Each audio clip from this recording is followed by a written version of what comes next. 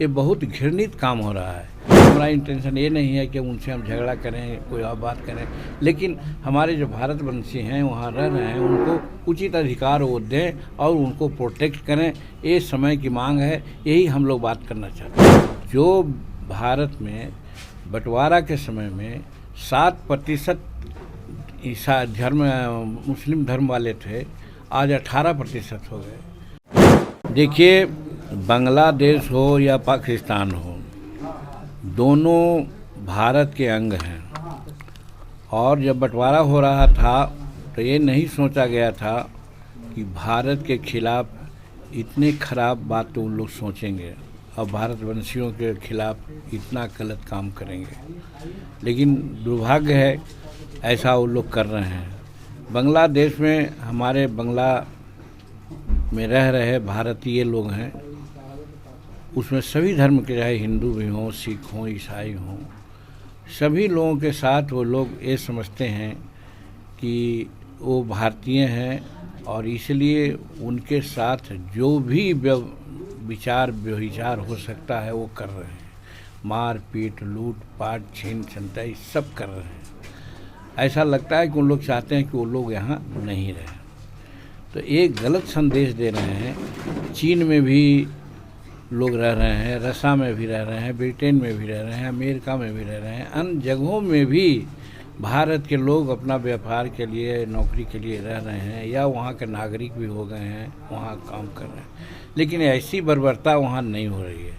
इसलिए बांग्लादेश के लोगों को सोचना चाहिए कि जब संसार में वसुधैव कुटुंब का मामला है, कहीं कोई नहीं हो रहा, तो आखिर क्या कारण है कि जो भारत के रहने वाले लोग हैं उनके प्रति वहाँ इस प्रकार का कर्तव्य किया जा रहा है, लूटा जा रहा है, मारा जा रहा है, घर को जलाया जा रहा है, हमारे धार्मिक स्थलों को तोड़ा जा रहा है। ये बहुत घृणित काम हो रहा है। ऐसा करने पर हम समझते हैं कि जो संसार में शांति है, शांति में खलल पड़ सकती है। फ़र्ज़ कीजिए कि आज हिंदुस्तान में अगर जो गैर हिंदू लोग हैं उनके प्रति अगर कोई बातें होने लगेगी तो सोच सकते हैं कि उनकी क्या हालत है। लेकिन यहाँ तो हम प्रिजर्व करके रखते हैं, अपना भाई ऐसा रखते हैं। जो भारत में बंटवारा के समय में 7% ईसा धर्म मुस्लिम धर्म वाले थे, आज 18% हो गए। तो जब हम उनको ठीक से रख रहे हैं तब न वो कर रहे हैं। और वही पाकिस्तान में हमारा 11% था या 7% था, वो अब 1% वहाँ रह गया है। इसका मतलब वहाँ बहुत तरह की जाति हो रही है। वही बात बांग्लादेश में भी चल रही है। बांग्लादेश के लोगों को चाहिए कि वहाँ हैं, बंटवारा इस लाइन पर हुआ है, जो जहाँ हैं वहाँ रहेंगे, तो उनको सुरक्षा उनको करना चाहिए, जो नहीं कर रहे हैं। इसमें विश्व बिरादरी को भी ध्यान जाना चाहिए और हमारे प्रधानमंत्री नरेंद्र मोदी जी भी संवेदनशील हैं। हमको ऐसा मालूम हुआ है कि शायद जो अपना एक राजदूत स्तर से वहाँ लोग होते हैं, हाई कमीशन वहाँ होता है, क्योंकि वो भी कॉमनवेल्थ के सदस्य हैं, तो शायद उनको अस्थायी रूप में हटा लिया गया है। तो ये कार्रवाई शुरू हुई है। इससे उनको समझना चाहिए कि भारत के लोगों का क्या इंटेंशन है।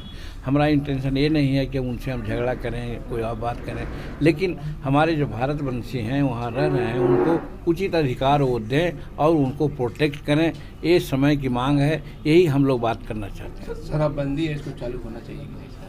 देखिए, शराबबंदी पर बहुत कुछ अपनी बातें हमने कर दी है। आप लोग इसको बोल करके अपना टीआर बढ़ाना चाहते हैं, एक अलग बात है। लेकिन हमारा स्पष्ट उसमें धारणा है कि शराबबंदी बहुत अच्छी चीज़ है, उसको होना चाहिए। हम उस घर से आए हैं जहाँ शराब बनती थी, शराब बेचते थे, लेकिन जब हम कुछ होशगर हुए तो हम शराबबंदी पीना और बनाना छुड़वा दिया। तो आज हम यहाँ हैं, हमारा भाई पुलिस इंस्पेक्टर है। यही बात समाज में हम कहते हैं, अपने समाज में, कि शराब पीना और उसके जो साइड इफ़ेक्ट है वो हमारे गरीबों के लिए बहुत ख़राब है। इसलिए नीतीश कुमार जी शराबबंदी किए हैं तो बहुत अच्छा किए हैं। लेकिन इसका एक दूसरा पक्ष भी है। दूसरा पक्ष ये है कि उसका अनुपालन में कहीं न कहीं गड़बड़ियाँ हो रही है। और गड़बड़ियाँ इसलिए हो रही है, इसको देखा जा सकता है कि 6 लाख के लगभग अभी तक शराबबंदी कानून में इम्प्लीकेटेड हुए हैं। कोई जमानत पर हैं, कोई जमानत लेने को हैं, किन्हीं का ट्रायल चल रहा है, कोई सज़ा भी भुगत रहे हैं। इस तरह की बातें हुई है। उसमें अगर जोड़ा जाएगा तो 50% से ज़्यादा गरीब तबके के लोग ही वैसा हुए हैं। उनके यहाँ ये नहीं हुआ है कि 2000 लीटर या 10,000 लीटर पकड़ा है, सो नहीं है। उनके यहाँ मात्र 1 लीटर, 2 लीटर, 5 लीटर तक पकड़ा है, जो अपना उपयोग के लिए रखते हैं। तो मेरा कहने का मतलब इसमें कहीं न कहीं तंत्र को टाइट करना चाहिए सरकार को, ताकि गरीब। और हम इसमें एक बात याद दिलाना चाहते हैं, वो नीतीश कुमार जी को धन्यवाद देते हैं कि हम ही इस प्रकार की बातें बोलते रहते थे, तो उन्होंने थर्ड समीक्षा भी किया है। और थर्ड समीक्षा में स्पष्ट है कि जो पी करके कहीं जा रहा हो उसको मुंह में ब्रेथ एनालाइजर नहीं लगाना चाहिए, उसको अरेस्ट नहीं करना चाहिए। या पाभर ले जा रहा हो अपने परिवार के लिए या और कोई कार्य प्रयोजन के लिए, तो उसको भी नहीं पकड़ना चाहिए। लेकिन आज जो तंत्र है वो उसी को पकड़ता है और अपना डाटा दिखला रहा है कि हम इतना लोगों को पकड़ लिया।